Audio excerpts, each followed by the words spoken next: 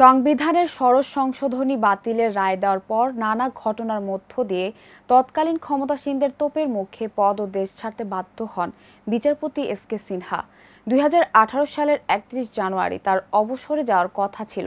সাবেক প্রধান বিচারপতি এস কে সিনহা তার দেশ ত্যাগের কারণ হিসেবে চাঞ্চল্যকর তথ্য প্রকাশে এনেছেন। তাকে কিভাবে দেশ ছাড়তে বাধ্য করা হয়েছিল এবং সে সময় তার সঙ্গে কি কি ঘটেছিল সেসব বিষয়ে ফাঁস করেছেন সাবেক এই বিচারপতি। এ সম্পর্কে বিস্তারিত জানবো নূর আফসার রিপোর্টে। ডাইরেক্টলি আমার মোবাইলে আমি একটু স্টান্ড হয়ে গেলাম। সম্প্রতি ভিডিও কলের মাধ্যমে বিদেশ থেকে একটি সংবাদ মাধ্যমকে দেয়া সাক্ষাৎকারে এস কে সিনহার সঙ্গে ঘটে যাওয়া অপ্রকাশিত সব ঘটনা জাতির সামনে তুলে ধরেন। শেখ হাসিনা সব কুকীর্তি তিনি তুলে ধরেন। এ ব্যাপারে এস কে সিনহা জানান, ৭ বছর আগে জোর করে দেশ ছাড়তে বাধ্য করেছিলেন সাবেক প্রধানমন্ত্রী শেখ হাসিনা। শেখ হাসিনা তাকে প্রচন্ড চাপের মধ্যে রেখেছিলেন এবং ডিজিএফআই সদস্যদের মাধ্যমে তাকে দেশ ত্যাগ করতে বাধ্য করেছিলেন।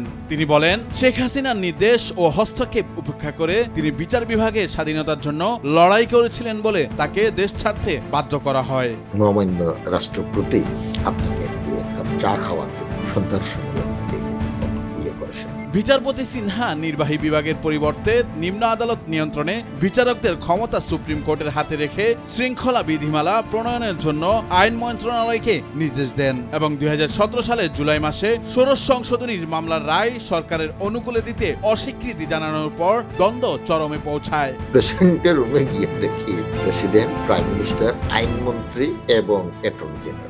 এ ব্যাপারে তিনি বলেন, বাংলাদেশে আমার শেষ দিনগুলো ছিল খুবই ভয়ঙ্কর, যা ভাষায় প্রকাশ করার মতো নয়। এটা কেবল উপলব্ধি করা যায়। আমি প্রধান বিচারপতি ছিলাম, তাই আমাকে গৃহবন্দী করে রাখা হয়েছিল। কারো সঙ্গে যোগাযোগ করতে দেওয়া হয়নি।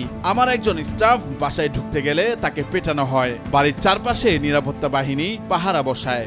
আপনি এক্সিকিউটিভের হেড, আমি জুডিশিয়ারির হেড, আপনি আমাকে এটা বলতে পারেন না। ডিজিএফআই এর তৎকালীন প্রধান সাইফুল আবেদিন মধ্যরাতে আমাকে বিরক্ত করতেন এবং পদত্যাগ করে দেশ ছাড়ার জন্য চাপ দিতেন। এ ব্যাপারে এস কে সিনহা বলেন, ২ জুলাই তৎকালীন রাষ্ট্রপতি আব্দুল হামিদ তাকে প্রধানমন্ত্রী শেখ হাসিনা, বর্তমানে পুলিশ হেফাজতে থাকা আইনমন্ত্রী আনিসুল হক, অ্যাটর্নি জেনারেল মাহবুবে আলমের সঙ্গে বৈঠকের জন্য বঙ্গভবনে ডেকে পাঠান।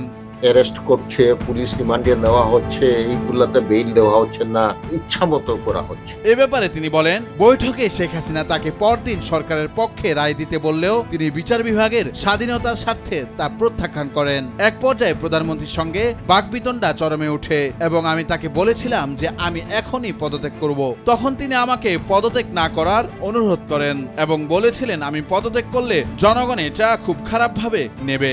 এই অবস্থায় আমাকে প্রধান বিচারপতি হিসেবে থাকাটা ঠিক হবে না।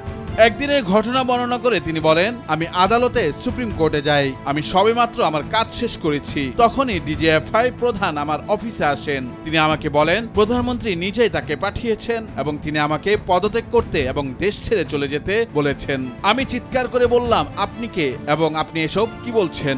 এই অবস্থার মধ্যে ২০১৭ সালে ১৩ অক্টোবর রাতে ঢাকা ত্যাগ করেন বিচারপতি সিনহা।